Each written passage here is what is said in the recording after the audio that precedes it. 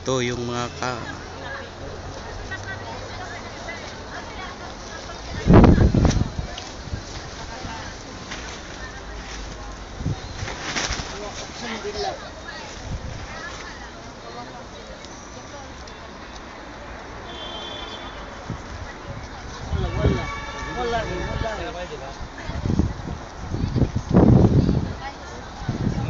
dati pa yun, nung nagsa, diba?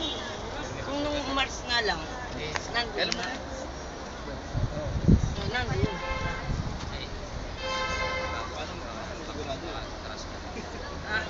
Hindi nakita na yun yung March, April. Nakapile kaya doon. Oo, yun nga, nakapay. ito yung mga tirahan ng mga bata. Sige, kukunan lang po natin ng ano para may ipakita natin yung sitwasyon. Hello baby.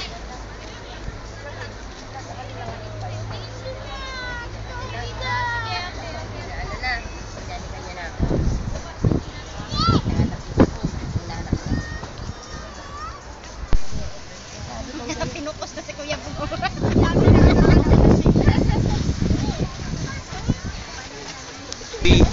Baby daw, baby, oy, Ito si baby. Ate Ben, baby daw. Si baby yun, ako. Ito na. Ito ang baby namin sa Camp City.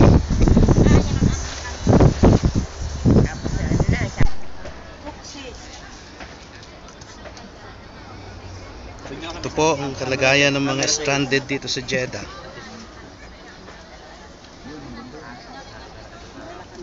Tsaka yung kalagayan ng mga tao dun. Dito Sige po. na nagkakampo sa gilid ng consulate dito sa Jeddah. Mag-isang buwan na. Ano po ang panawagan nyo Ang sa ating panawagan gobyerno? ko po sa ating gobyerno, sana po ay matulungan kami na mapauwi sa lalong madaling panahon upang ang aming mga pamilya naman ay makapiling namin. Dahil mga nag-aalala na po sila sa amin. Especially po yung mga bata dito, nagkakasakit na, may mga inuubo na, katulad po namin. Ako nga po ay matanda na, pero nandito pa rin po ako dahil wala na po talaga kaming matitirhan at gusto po namin talaga yung madali ang pagpapauwi. Kanya nananawagan po kami sa inyo diyan sa Pilipinas, sa ating sa gobyerno, sa OWA, sa DFA, sa POEA at lalo na sa Malacanang kay Pangulong Pinoy na aksyonan niya ang mga tao dito sa Jeddah na nanghihingi ng kanyang pansin at taus-pusong pagtulong. Kung noon naman po ay pinakinabangan ninyo kami bilang OFW, ngayon po kami naman ang nanghihingi ng tulong sa inyo. Yun lang po at wala na akong masasabi pa. Ano po ba ang tulong na naibigay ng consulate dito sa inyo at ng OWA? Tumutulong din po ba sa inyo lalo sa mga pangangailangan nyo? Actually po, hindi ko naman po inaano na nakatulong naman po sila. Kagaya nga po diyan, 2 linggo na kami dito pero awa ng Diyos po, 6 na araw nagbigay sila ng isang spotlight. Ang tubig po, sabi nila magbibigay 1 oras sa isang gabi. Ngayon po hindi na rin sila nagbigay, 3 araw na. Bali 3 lang po, 4 na araw lang silang nagbigay ng tubig. Pero yung OWA naman po, dahil ako po ang nakakatanggap ng binibigay nilang tulong, nagbigay po sila ng mga kumot, yung toothpaste, toothbrush, wipes, at saka yung mga insecticide, yung pang-spray, tissue.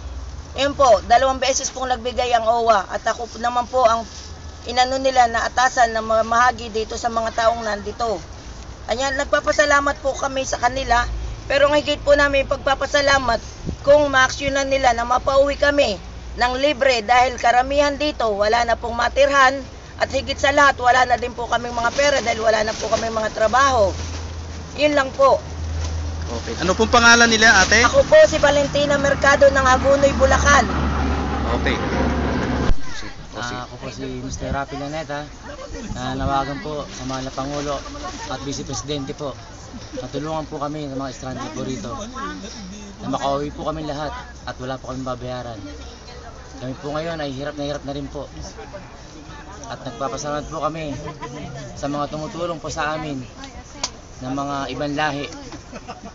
Masakit man isipin po, wala pong ginagawa ang aming konsulado.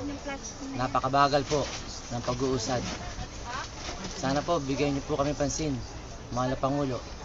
Kawawa po mga bata nagkakasakit. Nagpapasalamat din po kami sa mga tumulong sa amin, lalo na ang unang taong hindi miwalay sa amin, ang imigrante po. Mula una hanggang huli po, kasama po namin sila. Nagpapasalamat din po ako kay Sir Bobby. Kung wala po siya siguro, hindi po namin alam kung ano po ang nangyari sa amin, ang aming mga hinanaing para may parating po sa inyo. Sana po bigyan po kami pansin, mahal na Pangulo. Maraming salamat po.